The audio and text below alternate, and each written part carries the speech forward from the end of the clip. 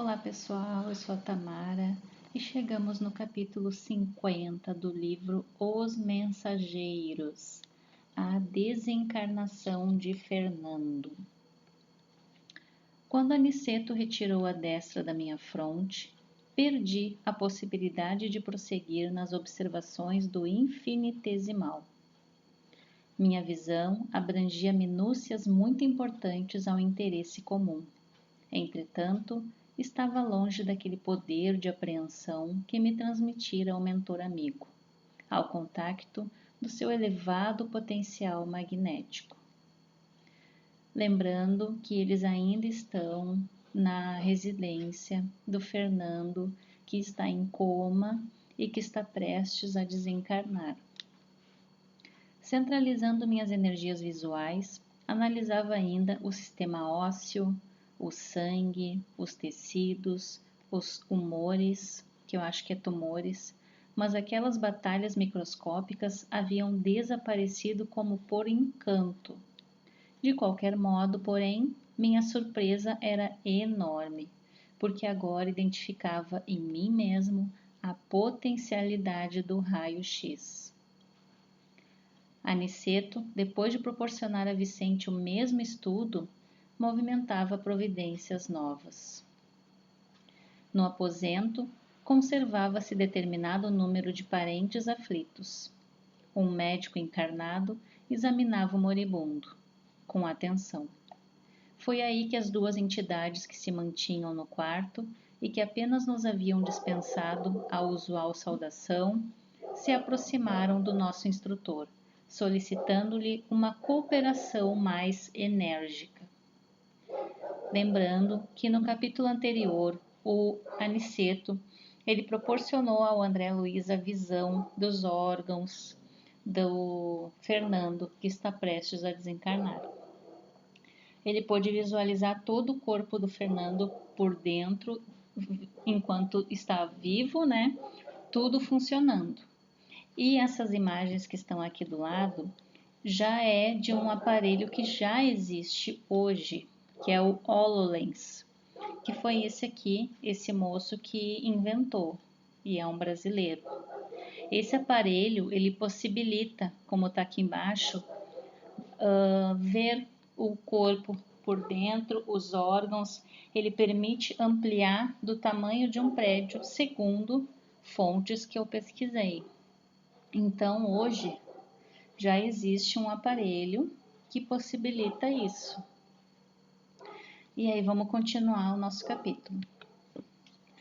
Por favor, nobre amigo, disse a irmã, que havia sido genitora do moribundo. Ajude-nos, aqui ela, ajude-nos a retirar meu pobre filho do corpo esgotado. Há muitas horas estamos à espera de alguém que nos possa auxiliar neste transe. Tenho procurado confortá-lo, mas em vão, acentuou a nobre senhora em tom lastimoso. Ele continua num estado de incompreensão dolorosa e terrível. Está absolutamente preso às sensações de sofrimento físico, como esteve ligado, no curso da existência, às satisfações do corpo. E Aniceto concordou, acrescentando: notam-se, de fato, grandes lacunas na expressão mental do moribundo. Vê-se que atravessou a vida humana obedecendo mais ao instinto que à razão. Observam-se-lhe no mundo celular gestos complexos de indisciplina. Poderemos, contudo, ajudá-lo a desvencilhar-se dos laços mais fortes, no que se refere ao círculo carnal. Será um caridoso obséquio, redarguiu a genitora aflita. A irmã está incumbida de encaminhá-lo? Perguntou o instrutor, compreendendo a magnitude da tarefa.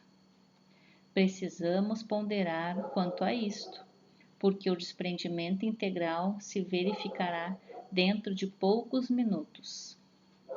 Então, Aniceto vai auxiliar no desencarne do Fernando, no desligamento ali no desprendimento dos laços, que é um caso diferente do capítulo anterior da moça que havia desencarnado, que estava totalmente desligada do seu corpo físico, mas ela se achava ali viva e estava presa ao seu corpo por uma questão mental.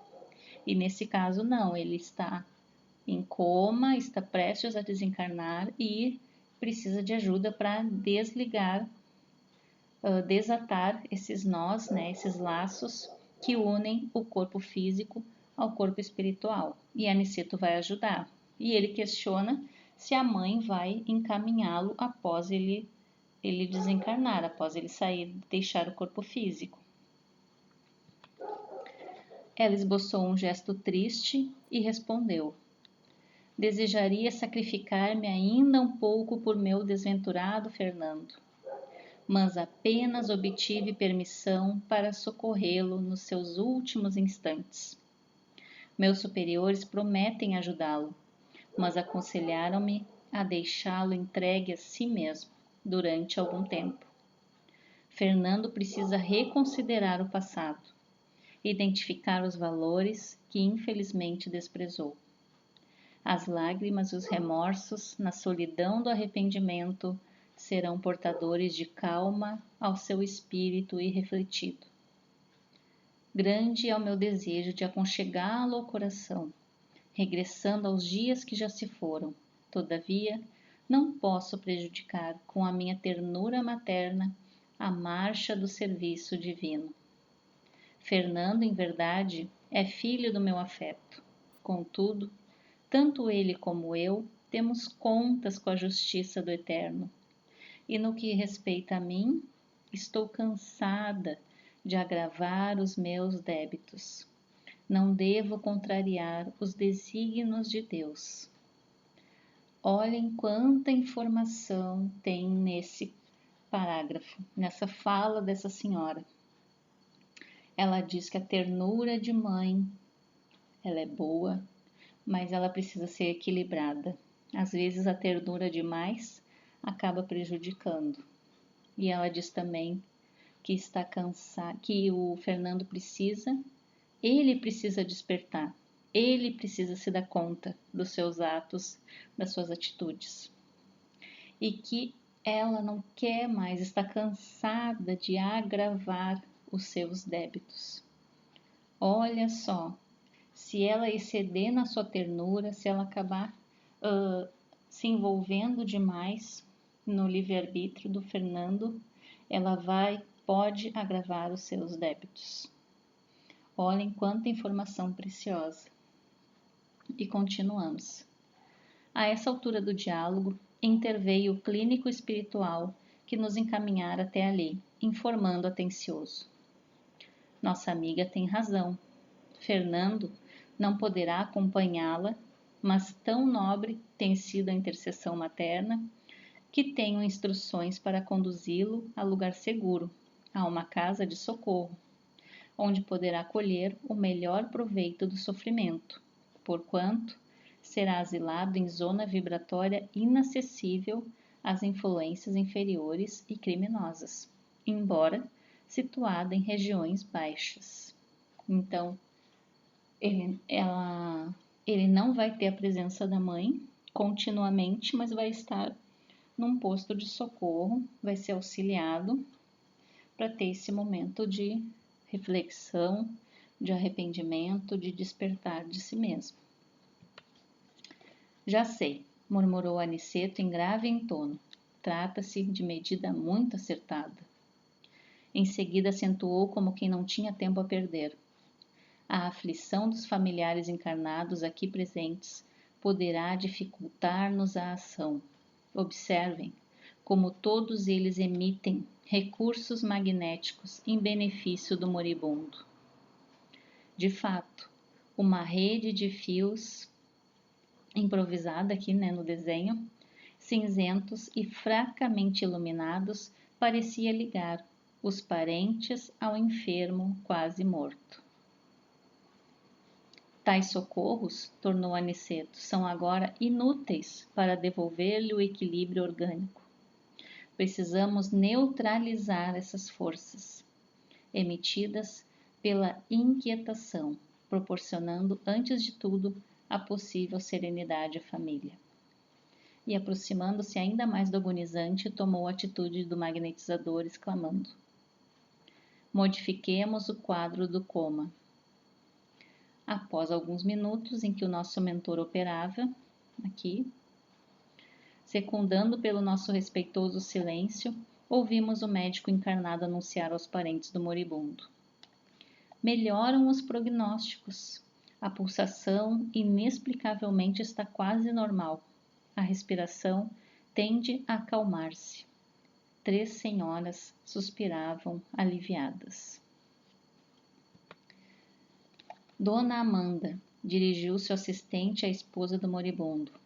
Convém que vá repousar, levando as suas cunhadas. O Sr. Fernando está muito tranquilo e a situação é francamente favorável. Ficaremos velando o Sr. Januário e eu. As senhoras e mais 2 cavalheiros que se prontificavam a retirar agradeceram satisfeitos e comovidos. Permaneceram no aposento somente o médico e um irmão do agonizante. A melhora súbita tranquilizara a todos, e aos poucos os fios cinzentos que se ligavam ao enfermo desapareceram sem deixar vestígios. Então, isso é muito comentado entre os médicos. Eu vi num outro vídeo de explicação desse capítulo que existe essa melhora quando tem essa melhora de alguém que está prestes a desencarnar, está num quadro favorável, né, ao desencarne, e tem essa melhora, é justamente para que os familiares parem de emitir esses fluidos, essa irradiação de preocupação, de apego, aí aliviando a família, se preocupando com outras coisas, se ocupando somente com outras coisas, eles têm mais facilidade para operar, para desligar o corpo físico do corpo espiritual. Abramos a janela, disse o médico satisfeito. O ar talvez acelere as melhoras do nosso amigo. O Sr. Januário atendeu, abrindo a ampla vidraça. Fundamente espantado, reparei que 3 rostos horríveis, pela expressão diabólica, surgiram, de repente, no peitoril e interrogaram em voz alta: como é? Fernando vem ou não vem? Ninguém respondeu. Notei, porém, que Aniceto lhes dirigiu significativo olhar, compelindo-os, tão só com essa medida, a desaparecer. Aniceto lançou um olhar para eles e eles saíram. Simples assim. Meia hora passou, dentro da qual o médico e o Sr. Januário, quase despreocupados do agonizante pelas melhoras havidas, encetaram uma conversação animada relativamente a problemas do mundo. Aproveitou Aniceto a serenidade ambiente e começou a retirar o corpo espiritual de Fernando, desligando-o dos despojos, reparando eu que iniciara a operação pelos calcanhares, terminando na cabeça, a qual, por fim, parecia estar preso o moribundo por extenso cordão, tal como se dá com os nascituros terrenos. Aniceto cortou com esforço. O corpo de Fernando deu uma estremeção, chamando o médico humano ao novo quadro. A operação não fora curta e fácil. Demorara-se longos minutos, durante os quais viu o nosso instrutor empregar todo o cabedal de sua atenção e talvez de suas energias magnéticas. A família do morto, informada pelo Sr. Januário, aflita, penetrou no quarto, ruidosamente. A genitora do desencarnado, porém, auxiliada por Aniceto e pelo facultativo espiritual que nos levara até ali, prestou ao filho os socorros necessários. Daí a instantes, enquanto a família terrena se debruçava em pranto sobre o cadáver, a pequena expedição constituída por 3 entidades, as 2 senhoras e o clínico, saía conduzindo o desencarnado, ao Instituto de Assistência, reparando eu, contudo, que não saíam utilizando a volitação, mas caminhando como simples mortais. Sentia-me fortemente impressionado. Intrigava-me, sobretudo, o aparecimento daqueles rostos satânicos, quando se abrira a janela. Por que semelhante menosprezo a um agonizante? Retirando-nos da residência, o instrutor me fitou atento e, antes que formulasse qualquer pergunta, esclareceu. Não se preocupe tanto, André, com os vagabundos que esperavam nosso irmão infeliz. Só não penetraram na câmara de dor porque a nobre presença materna impedia tal assédio. E depois de calar-se por momentos, acrescentou: cada criatura na vida cultiva as afeições que prefere. Fernando estimava os companheiros desregrados. Não é, pois, estranhável que tenham vindo esperá-lo na estação de volta à existência real.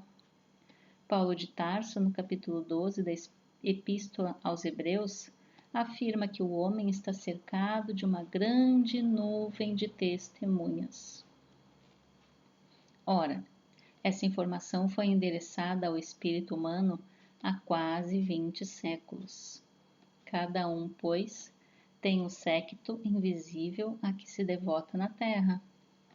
Mais tarde, quando a coletividade aprender a grandeza das lições evangélicas, todo homem terá cuidado na escolha de suas testemunhas. Olha aí mais uma lição para nós. Quem são as nossas testemunhas hoje, agora? No que permeia o nosso pensamento durante todo o dia? Quem são as nossas testemunhas? Todos nós temos uma nuvem de testemunhas. E terminamos o nosso capítulo. Bons estudos a todos nós. E nos vemos no próximo e último capítulo, capítulo 51. Um beijo a todos, fiquem com Deus.